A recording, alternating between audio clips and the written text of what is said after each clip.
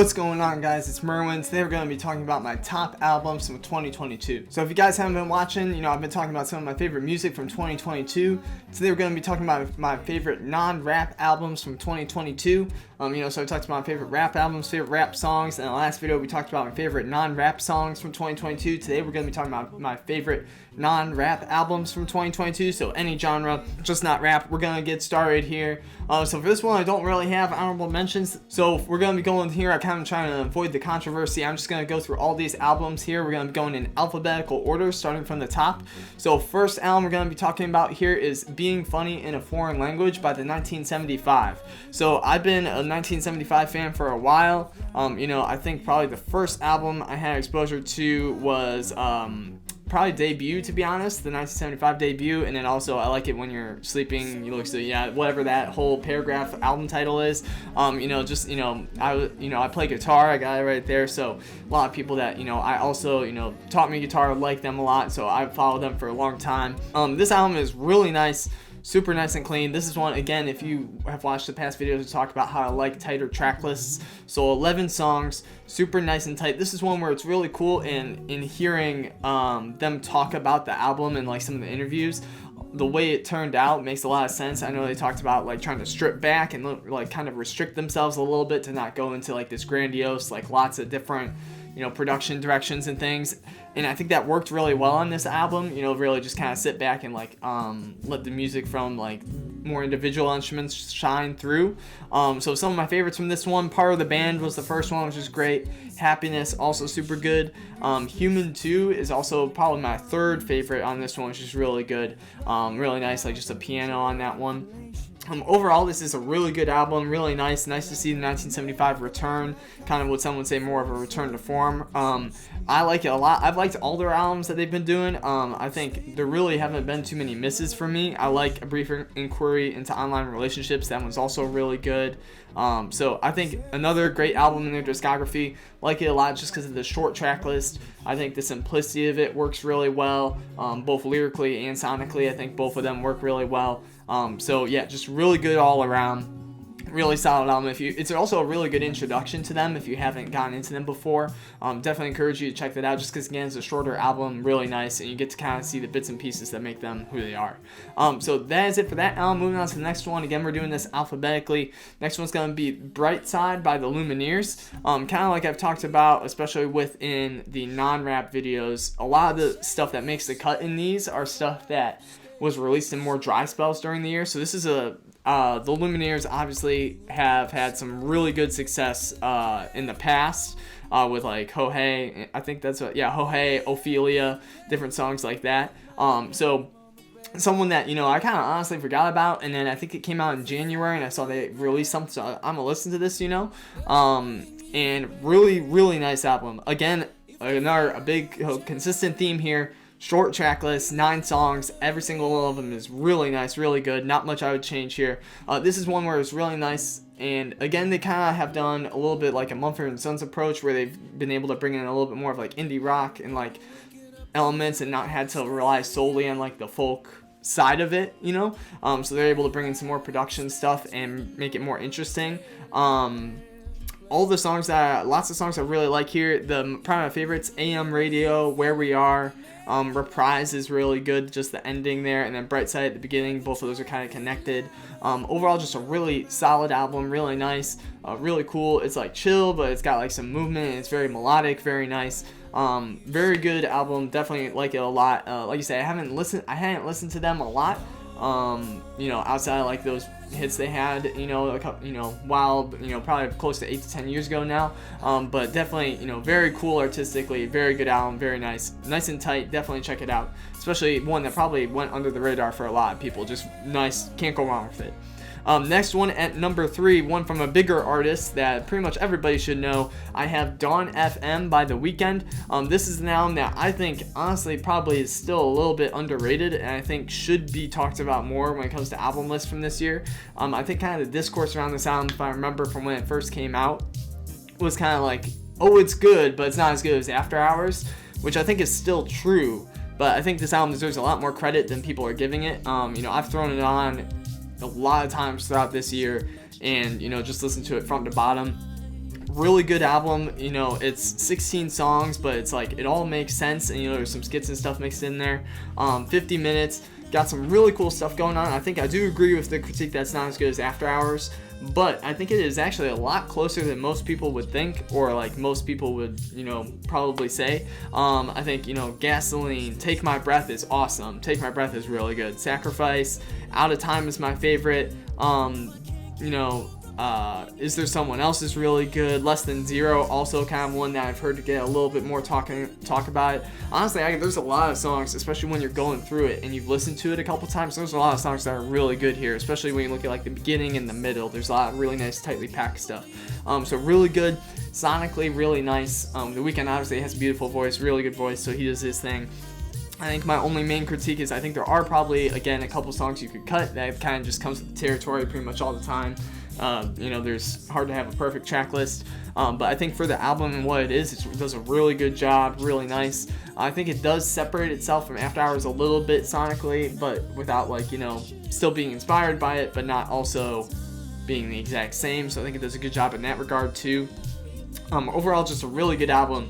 If I were to numerically rank them, this would probably be at least top 5, probably in non-rap albums, probably top 3. Super nice though, super good. Moving on to the next one, we have Demon Time by Muramasa. So this is Muramasa. He's 3 for 3 for me on albums. I've loved all of his albums so far in his career. Or is it 4 for 4? It might be 4 for 4. But so this is one that is super nice. This is a really cool. There's a lot of different. He does a lot of things in this. He has always kind of been drawn to this approach of his albums, where he kind of does like a track by track, you know, approach with who the artists are, and like each one's a little different, but somehow he makes it all cohesive and it fits together. He really leans into that in this one, where like each track is like a little different, you know, and it just kind of all comes together. Really cool. Got like some like electronic, like a lot of electronic like synths and the drums and stuff, and like dance music comes into this one.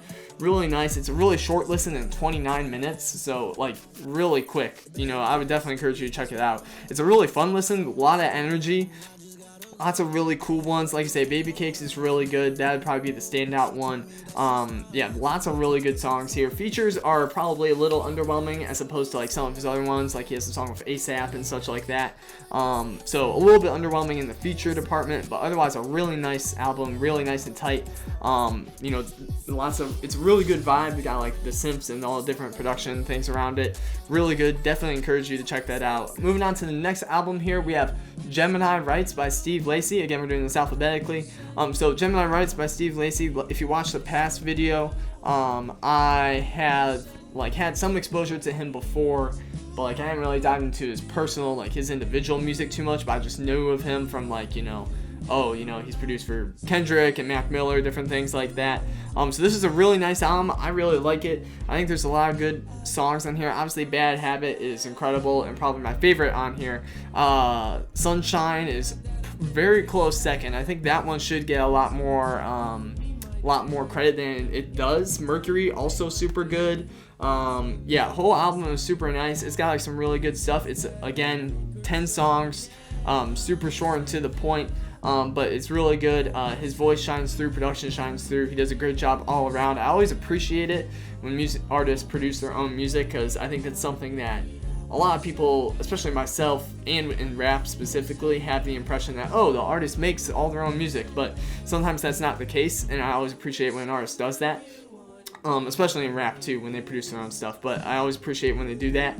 I think it's a plus too as an artist if you're able to produce your own stuff. I think that really helps you as an artist. But super nice album. Definitely very deserving of all the success he's had this year. Excited to see how he can build on it and like kind of what he does going from here.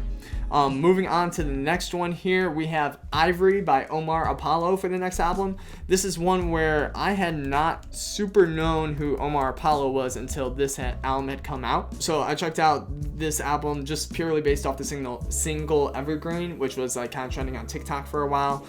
So I checked it out. Evergreen, loved it. So I listened to the rest of that album. There's a lot of really good songs on this one. So Waiting on You is really good. That's probably my second favorite. And then yeah, he's got the feature with Kelly Uchis, I think. I know, I've heard of her. I don't know how to say her name. He's got one with Daniel Caesar as well. Really nice like R&B album. And like I talked about in the past video about this album a little bit, what's kind of cool is he does go into a little bit of different territories as well, with like songs like Tomagachi and like NL Ovido. I think, I'm not good at Spanish, but I think that's really cool too, where it fits the album like sonically, but also he's able to go in some different directions, which is really good. Like I say, not a lot of features on this one, just him, but he does a good job carrying it through, keeps it super interesting.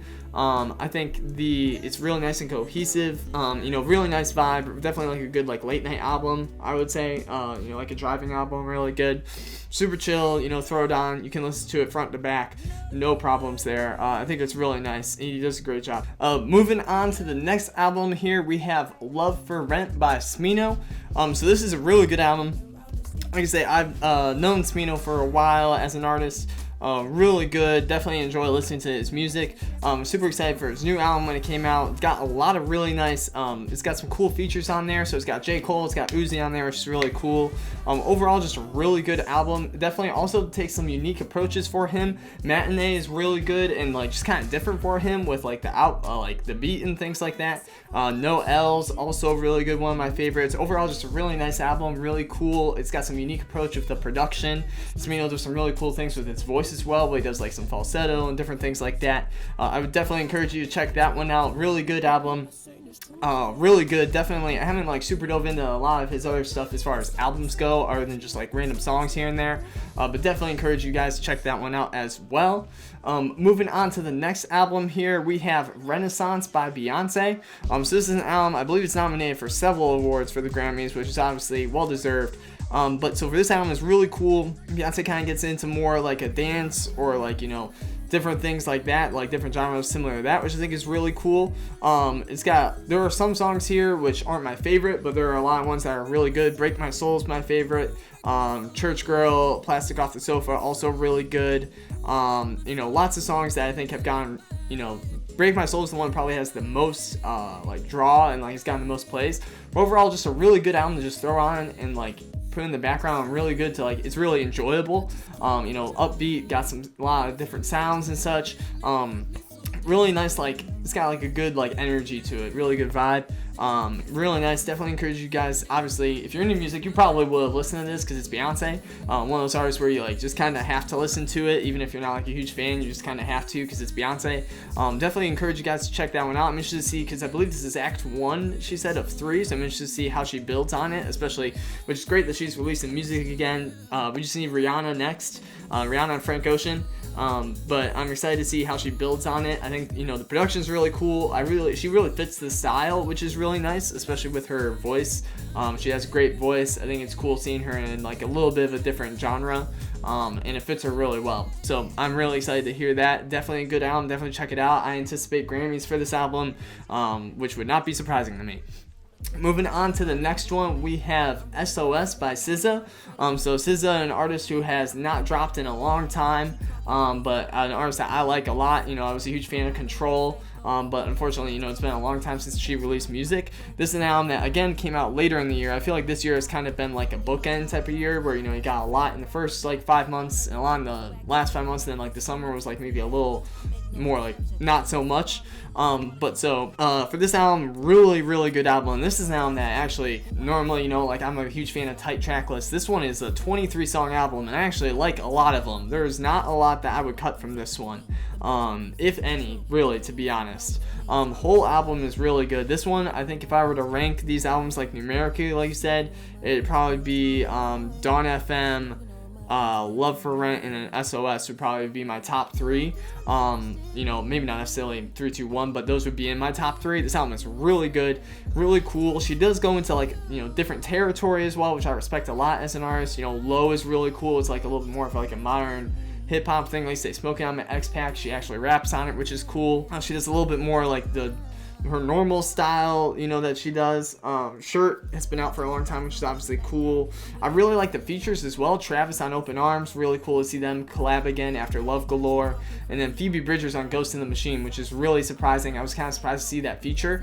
But I really like that as well. I'm a huge fan of her, and she's got a great voice. The beat on that one is really unique too for SZA and for both of them, really, to be honest. F2F also is really like shocked me when I was listening to it, because I didn't expect her to go like with an alternative rock song, but like definitely like super fire. Got some really great moments in that song. Like it a lot. Good Days, really good as well. So lots of really good songs throughout this. Definitely check it out. There's got to be at least a couple songs you would like if you listen to this. Also, Forgiveness, the outro, is also really underrated in my opinion. I've really been liking that one as I've had it in my rotation. So overall, just a really good album. Probably again in my top 3 for this year. So definitely really, really good. Definitely check it out. And then finally, last one, again, we're doing this alphabetical. Last one here is going to be Who Cares by Rex Orange County. If you watched the last video, this is an artist who I had not previously listened to too much other than just knowing about them generally, that they, you know, he did the song with Tyler, the Creator, on Flower Boy, different things like that. This album is probably on my lower end of favorite non-rap albums. Like it would be like in the 10 to 9, maybe 8 range at the most, you know, if I were to rank these 10. But still a really solid album, really cool. He does a lot of cool stuff with like the strings and such. If I were to give a critique for this album, I think it just sometimes it's very cohesive sonically, but sometimes I think the songs kind of bleed into each other and there isn't a whole lot to separate them just because they all kind of sound very similar. But that being said, it's still a very good album. It's got a tight track list. There's a lot of good songs on here. That about covers it for this video. Those are some of my favorite albums, non-rap albums from 2022. You know, I'm super excited for 2023. I'm working on my album right now. I'm excited for all the new music that's going to come out next year. Always a lot interesting to see what artists drop and what they have to present to us. So super excited for this year. You know, we got a lot more stuff coming out, you know, new series, new content, lots of videos. You know, I'm super excited for that album. I feel like it's going to be really good. Super excited. That's all I have for this video, guys. Thank you guys so much for watching. Peace.